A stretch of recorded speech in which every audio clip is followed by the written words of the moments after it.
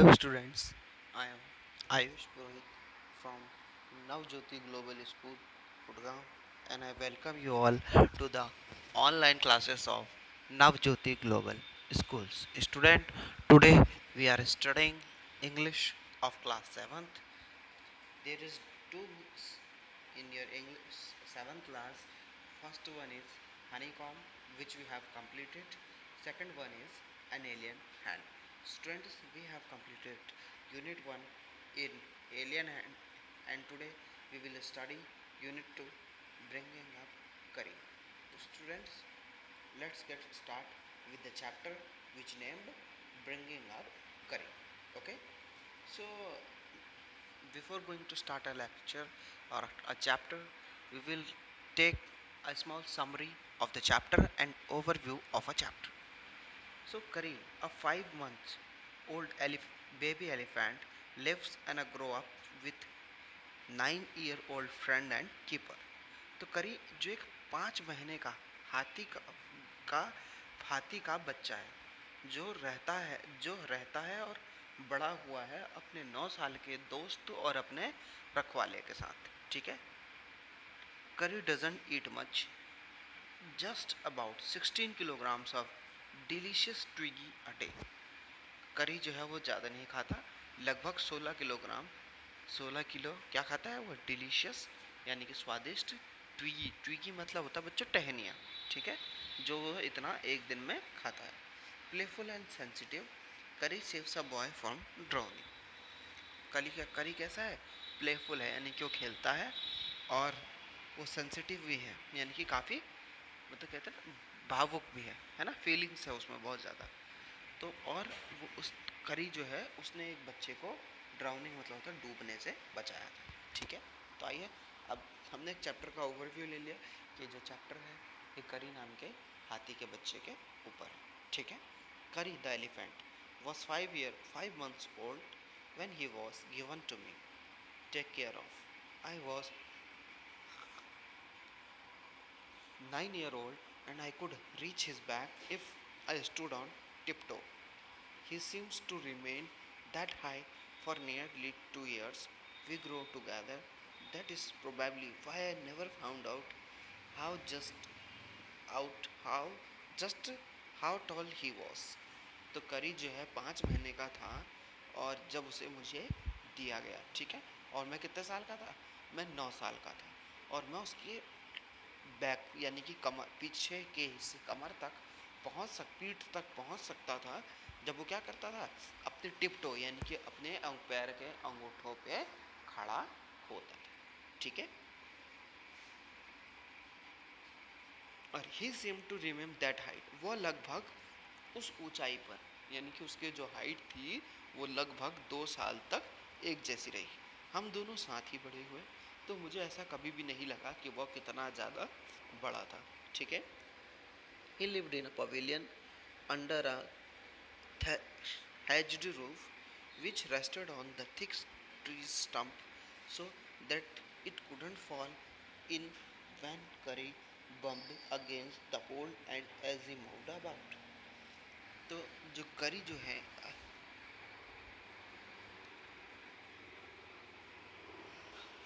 We grow together, हम दोनों साथ में बड़े हुए. ठीक है. दैट इज़ प्रोबेबली, ऐसा इसीलिए शायद, जो कवि जो है वो कहते हैं हम दोनों साथ में बड़े हुए, शायद इसीलिए मुझे वो करी जो है ज़्यादा बड़ा नहीं लगता है ना. और वो पवेलियन में रहता है, अंडर यानी कि होता है नीचे, थैश्ड रूफ यानी कि एक होता है बच्चों टीन का छत जैसा जो बना देते हैं, उसकी बात हो रही है. ठीक है. विच रेस्टेड, जो कि टिका हुआ है मोटे मोटे पेड़ों की टहनी. ठीक है, और वो गिरता नहीं है, वो इसीलिए इतने अच्छे तरीके से उसे रखा गया है कि वो गिरता नहीं है जब करी उसके आसपास घूमता है. ठीक है. One of the first thing करी did was to save the life of a boy. Curry didn't eat but he nevertheless needed 40 pounds of piggy to chew and play with it. Every day I used to take care him in the morning for his bath. He would lay down on the sandbank when I rubbed him with clean sand of river for an hour. After that, he would lie in a water for a long time. On coming out, his skin which would be shining like ebony, and he would squeal with a pleasure as I rubbed water back down his back. तो बच्चों ये करी का जो आप देख रहे हैं ना, अगर वो टीन की जैसी छत जैसी हम बनाते हैं, तो ये इसने पत्तों से करी का जो मकान है वो बनाया हुआ है। ठीक है, तो जो करी जो है, अब करी के बारे में बता रहे हैं। करी क्या है? करी जो है, करी ने एक बच्चे की जान बचाई थी। करी बहुत ज़्यादा नहीं खाता था, लगभग 40 पाउंड ट्विगी यानी कि 40 पाउंड जो है टहनी वो खाता था, और उसके साथ वो खेलने के लिए उसे चाहिए होती थी। ठीक है, वो हर सुबह मैं उसे क्या करता था, रिवर बैंक पे ले जाता था, यानी कि नदी के घाट या किनारे पे ले जाता था जहाँ पर रेत होती थी। ठीक है, और नदी की साफ रेत से मैं क्या करता था, उसकी पीठ को रगड़ता था, या और ठीक है, फिर मैं उसकी पीठ से फिर उसको वो करी जो है 1 घंटे तक मैं ऐसा करता था, और उसके बाद जो करी जो है वो पानी में लेट जाता था, और जब वो बाहर आता था उसकी जो स्किन है यानी कि उसकी जो त्वचा जो है वो चमक रही होती थी। क्या हो रही होती थी? चमक रही होती थी। किसकी तरह? इबोनी की तरह। ठीक है, एंड ही विड स्क्वाइल मतलब होता है, स्क्वील मतलब होता है बच्चों क्राई। ठीक है, खुशी से, खुशी से, खुशी से चिल्लाना जैसा आप कह सकते हो। ठीक है, और करी जो है स्क्वील करता था, उनकी खुशी से चिल्लाता था। जब वो क्या करता था, मैं उसकी पीठ से पानी को नीचे गिराता था। ठीक है बच्चों, यहाँ पे आप देख रहे हैं कि वो जो लड़का है जो करी की देखभाल कर रहा है, वो अपने टिप टो यानी कि पैर के पंजों में खड़ा होकर के करी की पीठ तक पहुँच जाता है। ठीक है, then I would take him by ear, because that is the easiest way to lead an elephant. Leave him on the edge of the jungle while I went into the forest to get some luscious twiggy for his dinner. ना, तो बच्चों फिर मैं क्या करता था, उसका कान पकड़ के उसे जंगल के एज पे छोड़ देता था। और ये सबसे अच्छा तरीका है ना, कि आप जंगल में चले जाओ और एलिफेंट को जंगल के किनारे में छोड़ दो, और मैं जंगल में जा कर के उसके लिए बहुत ही मतलब होता है स्वादिष्ट ट्विगी यानी कि ब्रांचेस जो है लाता था, जिससे वो अपना डिनर करता था। ठीक है, one has to have very sharp has to cut down this twigs. अब मेरे पास इन ट्विगीज को काटने के लिए एक वेरी शार्प मतलब होता है तीखा, हैश्ड मतलब होता है एक्स के या एक्स यानी कि जिसे आप क्या कहते हैं, कुल्हाड़ी, कुल्हाड़ी थी। ठीक है, जिससे मैं ट्विगीज को काटता था। It takes an art to sharp the heads because twig is mutilated an elephant will not touch it. इसको काट इस जो मतलब जो कुल्हाड़ी है उसको तीखा करने में 1 घंटा लगता था। अगर ऐसा इसलिए करना पड़ता था क्योंकि अगर जो ट्विगी जो है यानी कि जो टहनी जो है अगर वो मल्टेटेड रहेगी तो हाथी जो है उसे बिल्कुल भी नहीं छुएगा। ठीक है, मल्टेटेड मतलब होता है कि डिसफिगर्ड, मतलब जगह जगह पे कटी हुई ऐसा ना। हाथी जो है जिस ब्रांचेज यानी कि टहनियों को खाता है बिल्कुल साफ या साबुत टहनियों को वो खाता है। ठीक है, it wasn't easy job to get a twiggy and sapling for curry. I had to climb all kind of trees to get most delicate and tender twiggy. ठीक है, as we found a very young branches of banyan tree which grow like a cathedral of leaf and branches.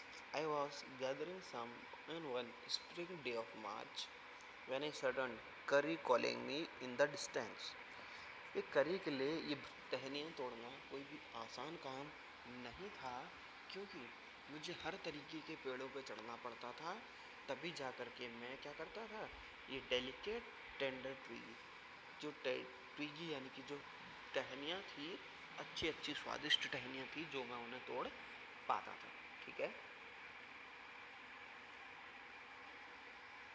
As he very fond of young branches, जैसा कि हम जानते हैं वो क्या है, वेरी फाउंड। फाउंड मतलब होता है कि मतलब पसंद होना, जिससे उसे बहुत ज़्यादा पसंद है। यंग ब्रांचेस यंग मतलब होता है कि जो मतलब कच्ची ब्रांचेस जो होती हैं, मतलब जो नई नई जो टहनियाँ आती हैं बनियान यानी कि केले के पेड़ की, ठीक है, वो उसे बहुत ज़्यादा अच्छी लगती थी। तो एक दिन मैं उसे इकट्ठा कर रहा था। गैदरिंग मतलब होता है इकट्ठा करना। कब? स्प्रिंग डे इन मार्च, वसंत के समय में, मार्च में। I suddenly heard Kari calling to me in distance. मैंने तभी सुना कि करी मुझे थोड़ी सी डिस्टेंस यानी दूरी पर से बुला रहा है। As he was very young he was call more like that a baby an elephant. तो जैसे कि वो थोड़ा बड़ा था, लेकिन वो क्या कर रहा था, एक बेबी बच्चे एलिफेंट से ज़्यादा चिल्ला रहा था, ठीक है, आवाज़ लगा रहा था। मुझे ऐसा लगा कि जैसे कोई उसे नुकसान पहुंचा रहा है, ठीक है।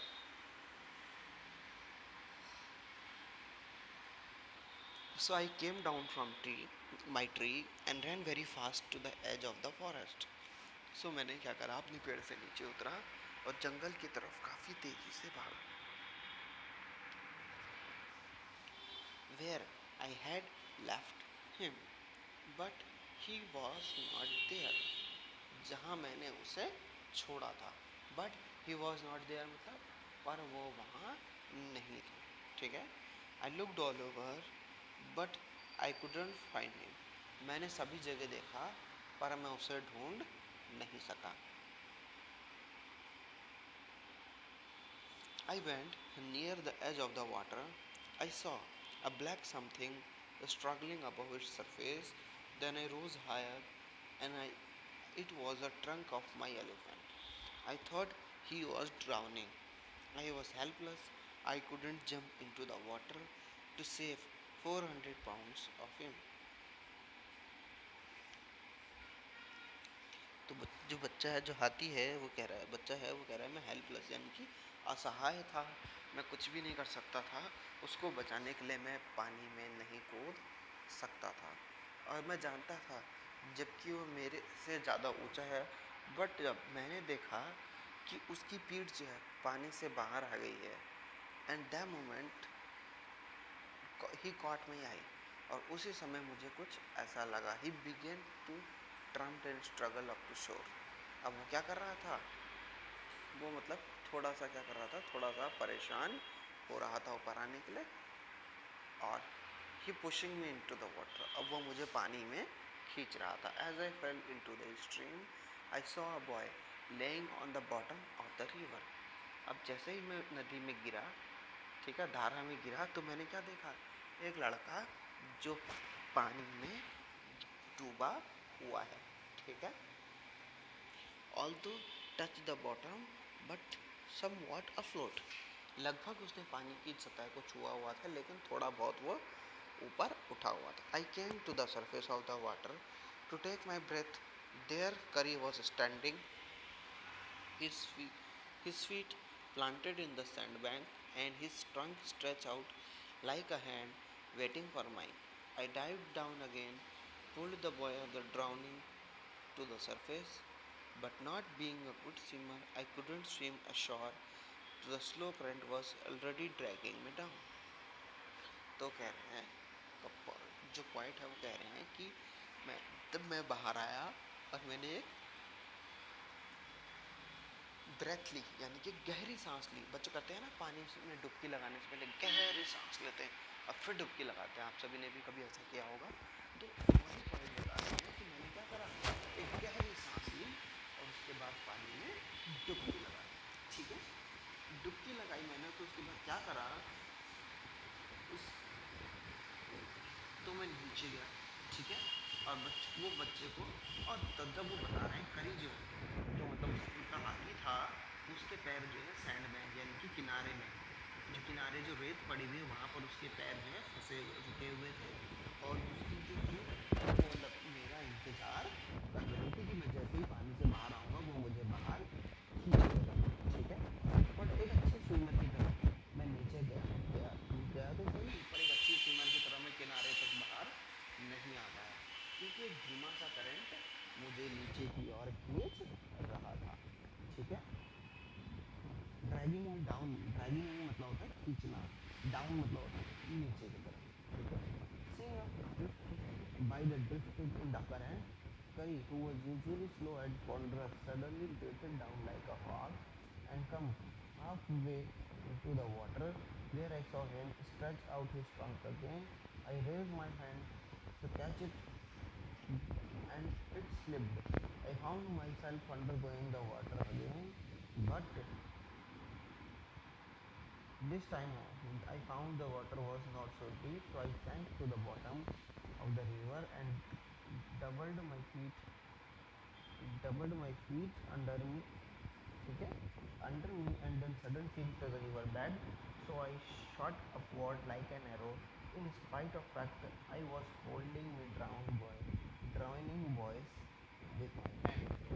तो अब जो है पॉइंट बता रहे हैं कि करी जो है वैसे तो काफ़ी धीमा था, है ना, लेकिन जब वो देखता है कि मैं डूब रहा हूँ तो तुरंत ही पानी में आधे रास्ते तक आ गया था और फिर उसने मेरे को अपनी टांग दी, ठीक है, यानी कि फिर मैं देखता हूँ कि वो अपनी टांग यानी कि सूंड को आगे की तरफ खींच रहा है, ठीक है।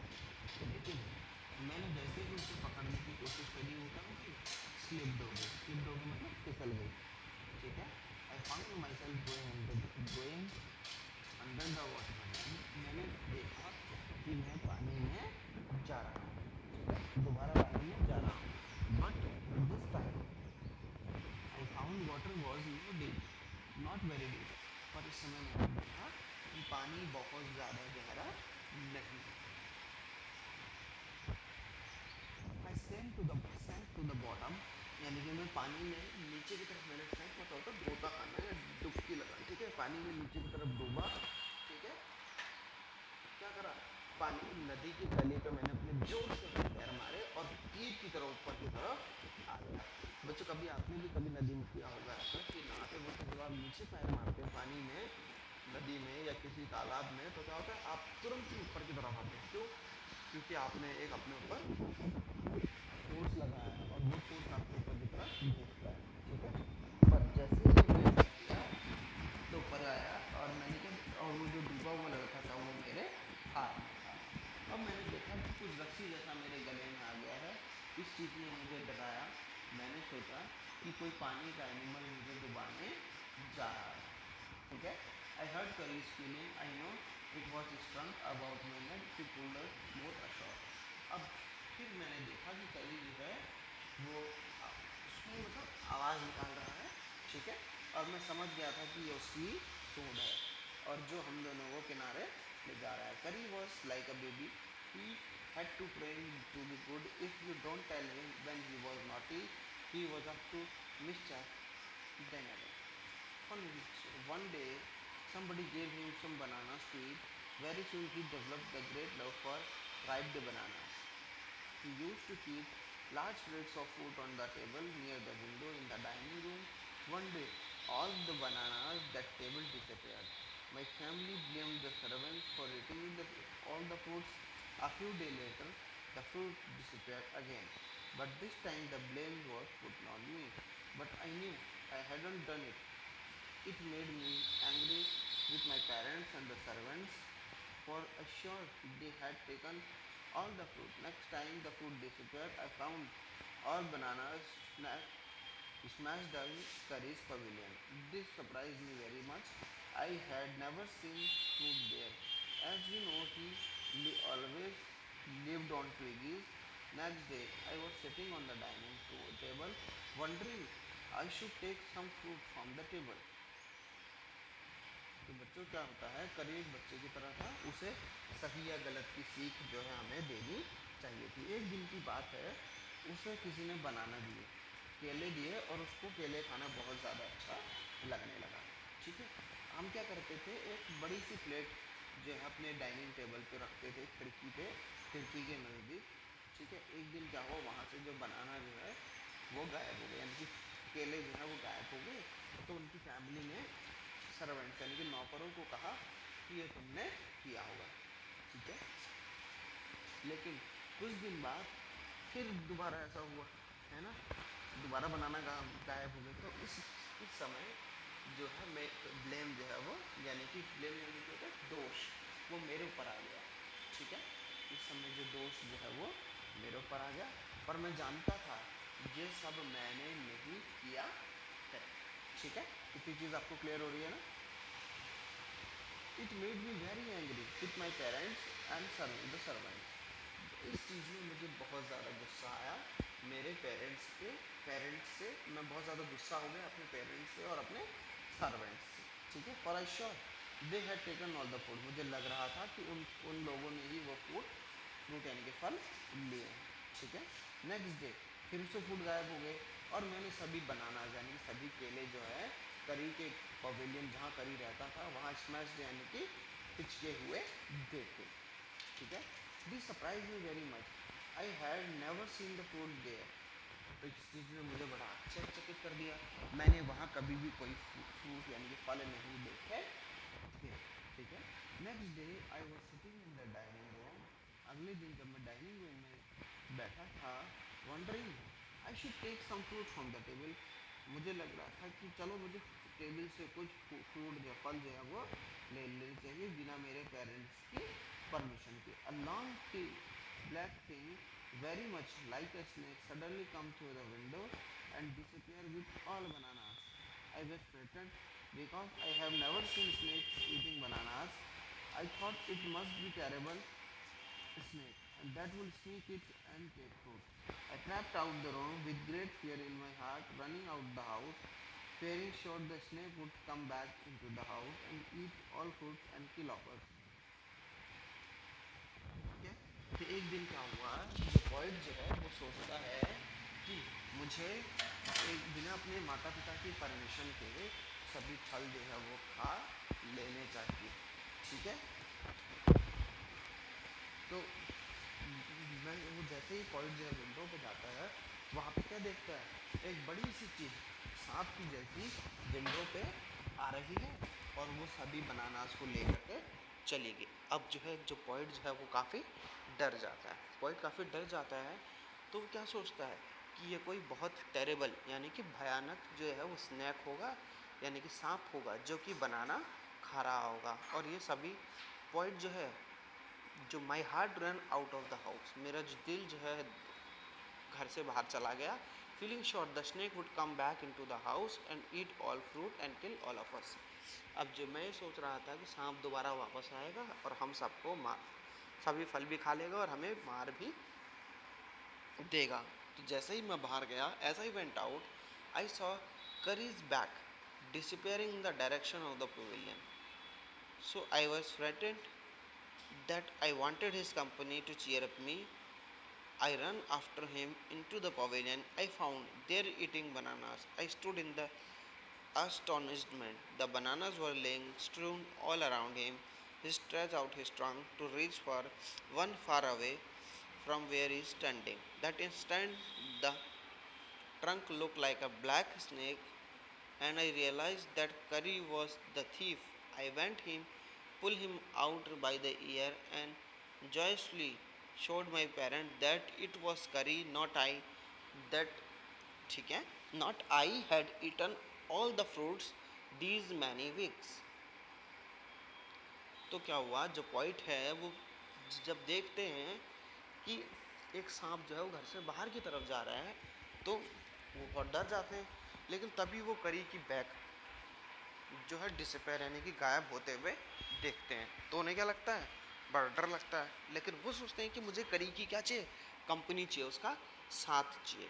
ठीक है, तो वो करी के पास जाते हैं उसकी हिम्मत बढ़ाने के लिए। चीयर अप में मतलब होता है हिम्मत बढ़ाना। ठीक है, तो जैसे ही वो उस तक जाते हैं उसके पवेलियन यानी कि जहाँ वो रहता है वहाँ पे जाते हैं, वहाँ क्या देखते हैं, वो बनाना खा रहा है यानी कि केले खा रहा है और सारे केले उसके चारों ओर फैले हुए हैं। ठीक है, और एक केला जो उससे काफ़ी दूर है ना, जो उससे दूर है उसने उसे खाने के लिए अपनी सूंड को स्ट्रेच यानी कि किया यानी कि खींचा या ताना। ठीक है, उस बनाना तक पहुंचने के लिए जो उससे दूर था जहां वो खड़ा था। तो उसी समय उसकी जो सूंड जो है वो सांप की तरह लगने लगी जैसा कि आप देख रहे हैं। ठीक है, trunk look like a black snake. I realise that Kari was the thief. उस समय मैं समझ गया ये जो करी जो है वही वो चोर है। I went to him, pulled him out by the ear. मैं उसके पास गया और कान पकड़ के उसे बाहर लाया। ठीक है, श्योर और जॉयसफुली, और जॉयसफुली मतलब होता है कि बहुत उत्साह से, उत्साह से अपने पेरेंट्स को मैंने दिखाया कि ये मैं नहीं करी था जिसने सभी जो है वो केले जो है इतने हफ्तों से खाए। ठीक है। Then I scolded him, for elephant understood words as well as children. I said to him, next time I see you stealing fruits, you will be wiped. We knew that we all are hungry with him, even the servant. His pride was so injured that he never restored any another thing from dining room, and from there on, if anybody gave him any food, he always spilled as if he to him thank them. तो बच्चों क्या होता है, जो हाथी जो हैं वो भी वर्ड समझते हैं जैसे कि कोई बच्चा समझता है। ठीक है। तो मैंने उससे कहा अगर तुम इसके बाद तुम कभी चोरी करोगे तो ये तुम्हारे लिए अच्छा नहीं होगा। ठीक है। तो ठीक है, तो करी क्या होता है, समझ जाता है, और इससे उसने उसके प्राइड यानी कि उसके गर्व को, मान सम्मान को बहुत ज़्यादा चोट पहुंचाई, और उससे उसके बाद से उसने कभी भी कोई चीज़ नहीं चुराई। ठीक है। जब कभी कोई करी को कोई फ्रूट यानी कि फल खाने के लिए देता था, वो स्क्वील करता था यानी कि आवाज़ निकालता था ज़ोर से, जैसे कि उसे धन्यवाद दे रहा हो। An elephant is willing to be punish for having done wrong, but if you punish him without any reason, he will be remember it and repay you back in your own coin. एक elephant जो इसको अगर तुम punish करते हो, अगर तुमने गलत किया है, अगर तुम उसे बिना किसी गलती के पनिश करते हो तो वो इसे याद रखेगा और आपको इसे क्या करेगा, वापस करेगा। ठीक है। Elephant must be taught when to sit down, when to walk, when to go fast, when to go slow. You teach him these things like as you teach a children. If you say that and pulled him here, he will gradually learn to sit down. अगर तुम उसे क्या कहते हो कि elephant जो हाथी जो है उसे सिखाना चाहिए कैसे नीचे बैठना चाहिए, कैसे चलना चाहिए, कैसे तेज़ चलना चाहिए, कहाँ पे धीरे चलना चाहिए। ठीक है। अगर तुम उसका कान पकड़ते हो और कहोगे धत, और उसे कान पकड़ाओगे, उसे पकड़ोगे तो वो नीचे बैठना सीख जाएगा। इफ़ से माली and pull his trunk forward, he will gradually learn that it's signal to walk. अगर तुम उसे कहोगे मली और उसकी सूंड को आगे की तरफ खींचोगे तो वो समझ जाएगा कि चलने के लिए सिग्नल है। करी ने इन सभी लेसन्स को सीख लिया था, but it took him 3 weeks to learn that. But उसने सभी चीज़ों को सीख लिया था, पर धत को सीखने में उसे 3 हफ्ते लग गए। He was not good at sitting down, and you know why an elephant should be taught to sit down, because he grow taller and taller than you who take care of him, so when he is 2 or 3 old। तो जब तुम जानते हो elephant को नीचे बैठाना बहुत ज़्यादा ज़रूरी होता है, क्योंकि वो बड़ा और बड़ा और बहुत ज़्यादा बड़ा होते चला जाएगा, और जो उससे 2-3 साल बड़े भी हो, वो तुम भी उसे उस तक पहुंचने के लिए तुम्हें एक लैडर यानी कि सीढ़ी की आवश्यकता होगी। ठीक है। Therefore better to teach him sit down by saying that, so that you can climb upon his back who would want to carry a ladder around all the time. अब तुम जैसे ही वो नीचे बैठेगा तुम उसकी पीठ पर चढ़ सकते हो, कि बजाय कि इसके कि तुम एक हमेशा एक लैडर यानी कि सीढ़ी अपने साथ लेके चलो उसकी पीठ पर चढ़ने के लिए। The most difficult thing to teach an elephant is the master call. He generally takes 5 years to learn it properly. The master calls is strange hissing, howling sound. Is a snake and tiger are fighting each other. If you have to make that kind of noise in his ear, you have to know what exact an elephant do when you give him the master call. If you are lost in a jungle, there is no way to out, but everything is black except the stars above. You dare not to stay long anywhere. The only thing then is to do give a master call. Once the elephant pulled down trees in front of him, his trunk. This frightened all the animals away. As the tree came crashing down, monkeys woke from their sleep and running from branch to branch. तो बच्चों एक जो सबसे कठिन चीज़ जो एक हाथी को सिखाना जो है वो होता है मास्टर कॉल। एक हाथी को उसे सीखने में लगभग 5 साल लगते हैं। ठीक है, ये मास्टर कॉल कैसे होते हैं, एक अजीब सी हिसिंग हो सकती है, एक हाउलिंग हो सकती है। ठीक है, अब तुम कभी देखते हो कि कभी सांप और शेर अपने आपस में लड़ रहे हैं, चीता अपने आपस में लड़ रहे हैं, तो तुम्हें मास्टर कॉल करनी चाहिए जिसके जो आवाज़ उसके कान तक चली जाए। As if you do what you expect an elephant to do beyond the master call. अब तुम जानते हो जब तुम आदमी एक हाथी को अपनी मास्टर कॉल दोगे तो वो जानता है उसे क्या करना चाहिए। अगर आप तुम जंगल में कभी कहीं खो गए हो, हर चीज़ कैसा है, काला, सिवाय कि ऊपर के आसमान के तारों के। ठीक है, और तुम वहाँ ज़्यादा देर तक नहीं रुक सकते हो। सिर्फ एक ही तरीका है, तुम अपने हाथी को मास्टर कॉल दो और वह हाथी जो है पुल डाउन यानी कि सभी पेड़ों को नीचे गिरा देगा, और बंदर जो जानवर डर जाएंगे और बंदर जो है एक पेड़ से दूसरी पेड़ की तरह भागने लगेंगे। ठीक है, you can see them in the moon light, you can almost see the stag running in the all directions below.